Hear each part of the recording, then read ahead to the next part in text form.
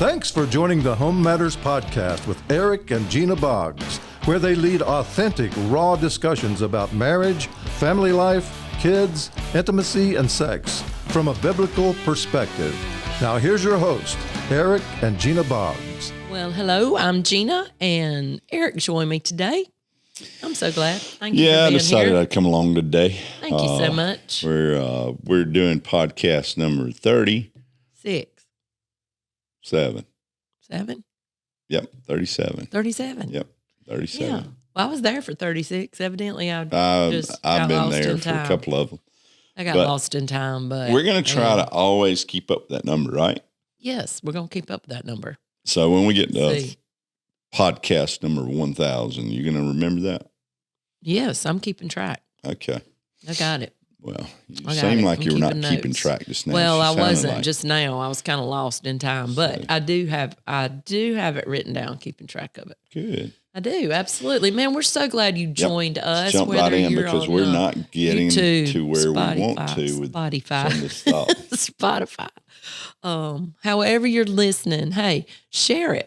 Yep, please. We're talking about parenting again today. We've talked about parent for a I'll couple say this. parents. I've never been good at self-promotion, but I'll say this. Man, what we're talking about right now is so needed when it comes to how this generation, how our society is kind of unfolding here. We need so much help when it comes to parenting. Absolutely. And raising the next generation. That's right. The generations to come.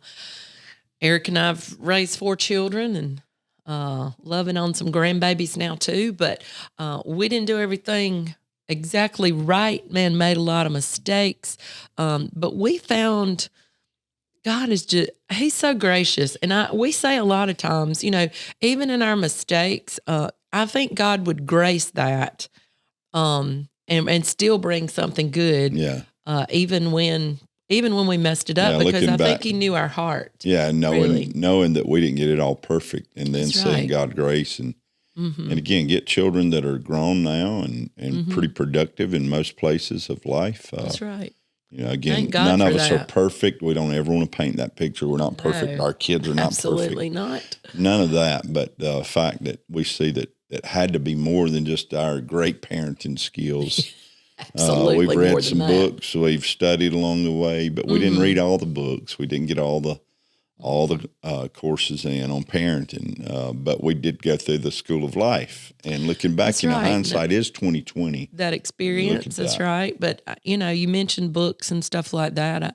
I do think it's important that you study parenting.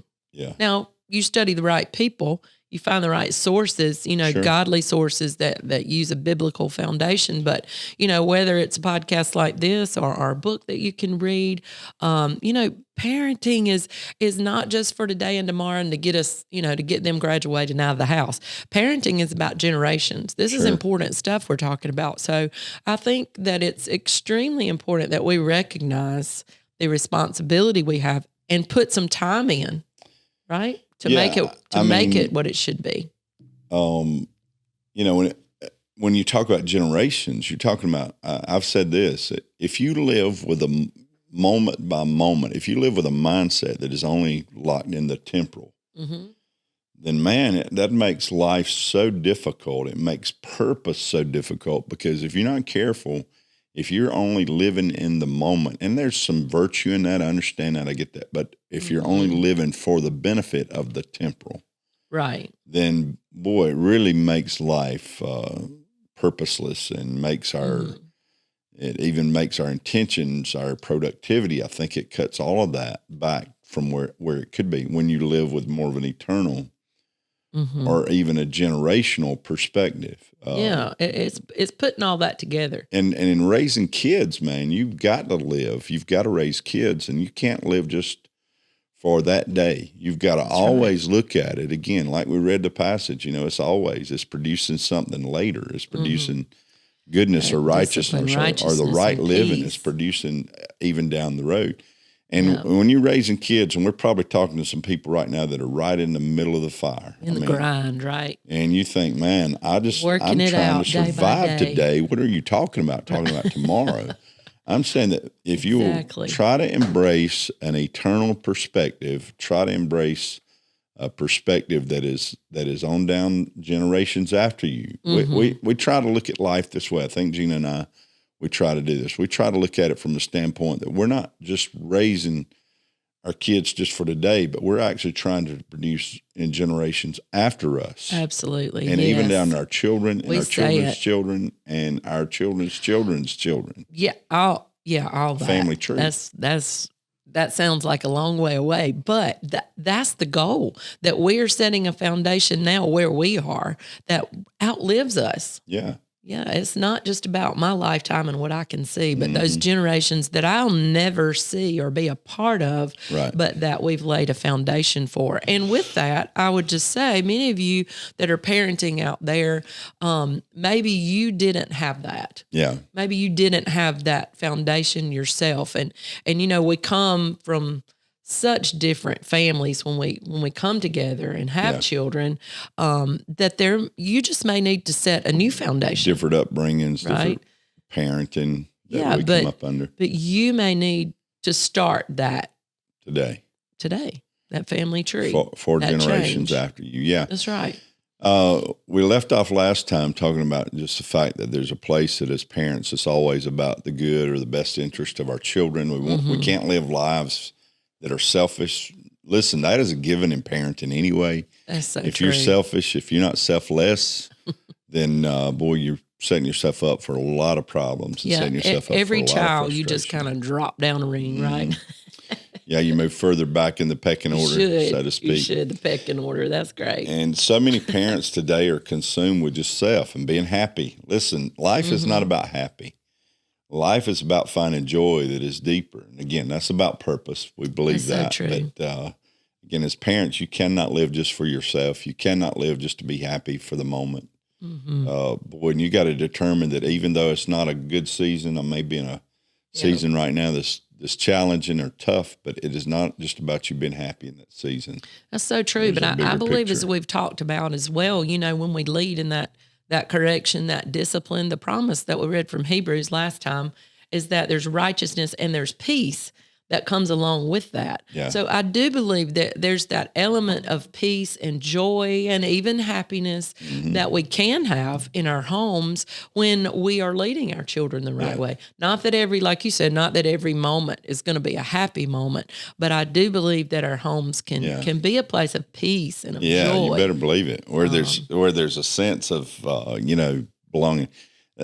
This next thought that we want to take a little bit of time is our children in raising kids. We're doing it for their good, their best interest, but there has to be that place in life where as parents they have that unearned affirmation. In other words, that we are as parents, we're affirming unearned. them. That's the important word, right? Yeah, we're affirming them. We're affirming their person. We're affirming their identity. We're affirming, and in that again, that there's a place that they don't have to live their lives always feeling like they've got to earn that affirmation or that confidence that comes with that sense of acceptance. And again, I could go off on that. I'd talk about the difference in acceptance and approval. Well, it's the fact that the affirmation of our children should always come before an action or before a performance, that they are confident in our love for them, in that affirmation, just that encouragement that they get from us, that it's a constant and it's not dependent upon how they have acted today. Yeah, it's that unconditional love lived out. That affirmation says we believe in you, we know what's in there, and we know the potentials of your life, and we believe in that. And we're not we don't want you to be like somebody else. We don't want you to try to be your brother or your sister or any other person. We want you to know that there's a place that God marked out. He created you to be unique, and, That's right. and that they find that. And again, you have to understand that in that there's certain things that are wrapped up in that little person that God has given you. There's certain things that are wrapped up in them. And even though it may not be exactly like you, They should never It's gonna be feel like you don't love them because of that. Now, again, Mm-hmm. hear what we're saying. There's this thin line that sometimes we think affirmation is just constant approval. And that is not what we're talking about. When we're talking about affirming them, we're saying That's right. affirming them even in the times that you don't approve of something. Their behavior, right? Yeah.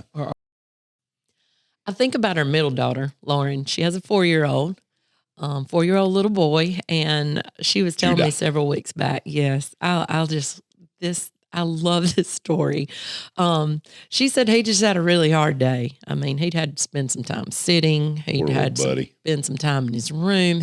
It's just like all day. And so when she put him to bed that night, she said, I thought, okay, teachable moment. Be a real good parent right here. And, she's talking to him about, the way she's had to correct him during the day and his little attitude. And he's 4 now, all this stuff. And she's just going on trying to, make a teachable moment. And she gets through with her little speech and he says, well, Mama, kids just have days like that sometimes. I mean, that's a 4-year-old. And she's like, so what was I supposed to say to that? I'm like, well, kids have days like that sometimes. Kids have days like that sometimes. That is exactly. But even in that, I thought of that because she was trying to do just this. She was trying to affirm him and let him know, Mama still loves you. I love you in spite of, and I just want you to know that I've loved you through this. But we got to try to fix this behavior here.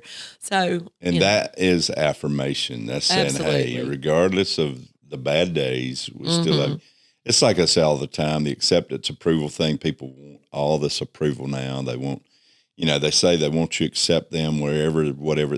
There's a big difference in the two. And I know I talk about this a lot because I think it has to be addressed in the day we're living. The difference is this: I can accept you and love you regardless. That's affirmation. Yeah. Accept our kids. I don't approve of something that's going to be harmful to you. Exactly. And again, if my children have tendencies to do things that are going to cause them harm, then that is not affirmation. That's right. That is destructiveness. That is not nurture. That is excess and it's careless living. And we try to tell parents, man, your kids need unconditional love and acceptance. They do not need unconditional approval. That's right. Because again, if you approve of behaviors that are going to cause them problems, then that is not love. Love is not looking out for their best. And well, I think approval too is not just hitting the mic here. Approval's not just patting them on the back and saying I'm proud of you for this. Approval is if I don't. It's not just patting them on the back, right? Is that what you're saying? No, I'm actually talking about approval because I think that sometimes we think approval is just, encouraging them where they are. And if we don't do that, what I'm trying to say, I lost my train of thought when you told me that. Yeah, no, what I'm trying to say is that if we don't say something about what's going on, then that is essentially approval. Oh yeah. You understand what I'm saying? If kind we of don't passive if we don't bring correction to it, it's not that I pat you on the back and say, "Hey, good job." If I just ignore it, and don't do something about it, that's what I'm trying to say. Does that make any sense at all? Yeah, you're saying that our passivity sometimes is showing approval for a bad behavior. Yes, and we can say, well, I didn't approve of that. Well, if we didn't step in and try to change that behavior or do something about it, then essentially we have somewhat approved of the behavior. Yeah. And when we're talking about unearned affirmation, what we're trying to lead into is this, and kind of what, the great example there with our little grandson is that there's, that you love them even when they don't deserve it. Absolutely. You affirm them even when they've driven you crazy. And I actually think those were her words to me to start with. He has just about driven me crazy I think today. That sweet little boy would never do that. I know. I thought it was funny the other day. Our daughter sent a picture. She was in the back of the house and she come in and somehow, and again, these kids are technical now. They have technology skills that I didn't have.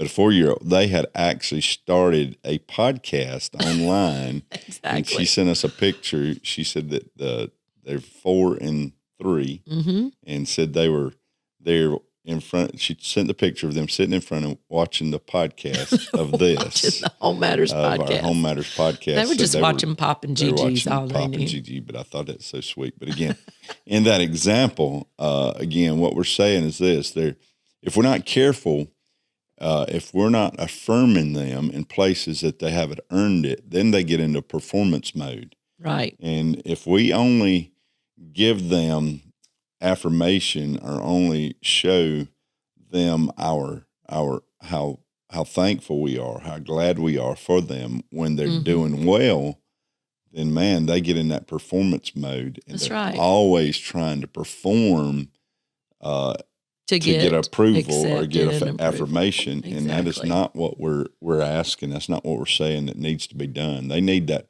place in their life that when even when they are not having their best days. Now, Absolutely. we may be repeating ourselves. I feel like I am a little bit here.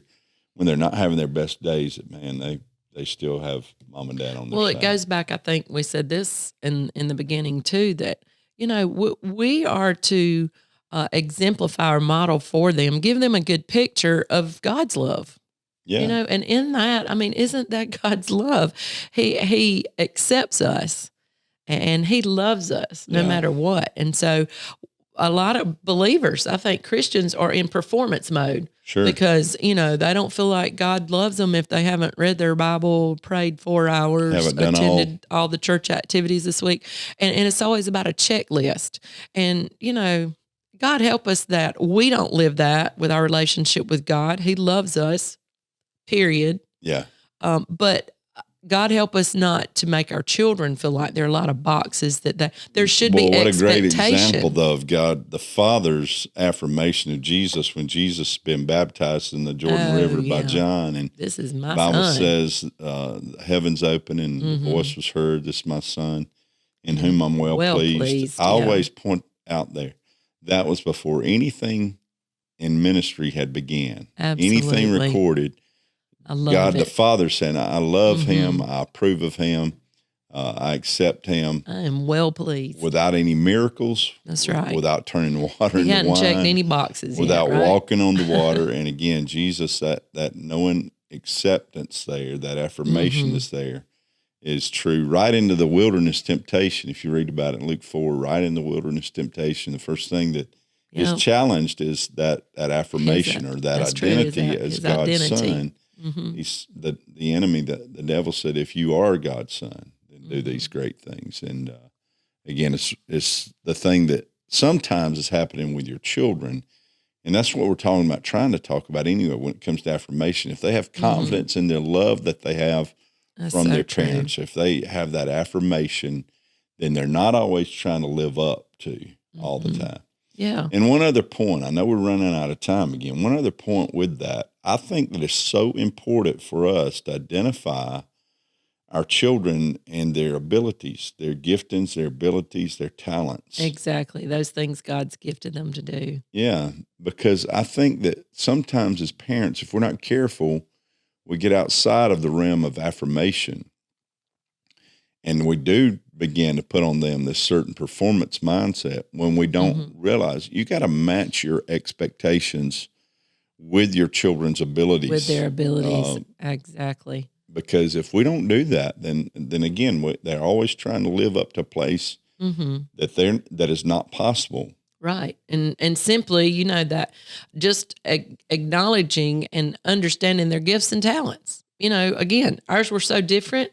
Yeah, one may have a musical talent, one may have an athletic talent, one may just be really good, with math and with numbers. And, those things sometimes we don't really pay that much attention to. I think just the things that God's made them really good at. And if they know they're loved as small children, here's what they do. They begin to show you those gifts and talents.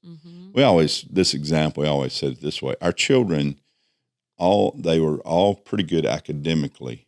Right. So again, as young children, they began to show that they had the ability, they had the even in elementary intellect school to begin a good educational foundation, right? Right. They made pretty good grades when it was cool to make good grades. And I always said it this way. My expectation, because I saw that, and you see these abilities early in life. I That's really true. believe that. I see even with our grandchildren, interest, you see certain interest and abilities. Man, you got to make sure that you encourage those and not try to push them into the form that you have for them. Right. But I look back, and we told our children as they got older, Yep. and they got in middle school, it wasn't as cool to make good grades, you know. Or the stuff seemed a little harder. Yeah. They might have had to study a little more. And we always said this, you know, our expectation is that you always make good grades because you've already shown You've already that proved you have it. the intellect and ability to make good grades. That's right. And that's the expectation now. Does that make sense? Absolutely. That our expectation matched their abilities. Mm-hmm. So again, it's just something we're saying as parents, man, it is a challenge. It's constant, right? It is. God graces you for it, though. And He I will know grace that you. from experience as well. We started off with experiences as a huge thing when you've Yep. had that experience. And our experience is God will grace you right through it. And well, let me say this, you'll survive it. Yep. You will survive it.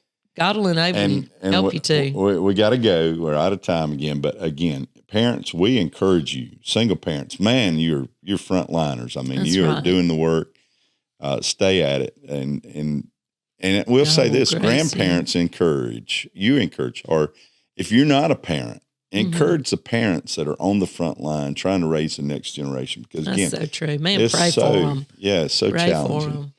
But again, we're out of time today. We encourage you, man, if we can help, just drop us a line, or if you have questions, we try to follow up on those even in the That's right. comments that you make. But That's right. Again, share the podcast, HomeMatters. Hey, go do family. You can do it well. God will enable you and help you too. Yep. See Hey, you we next love time. you. See you next time. Bye-bye.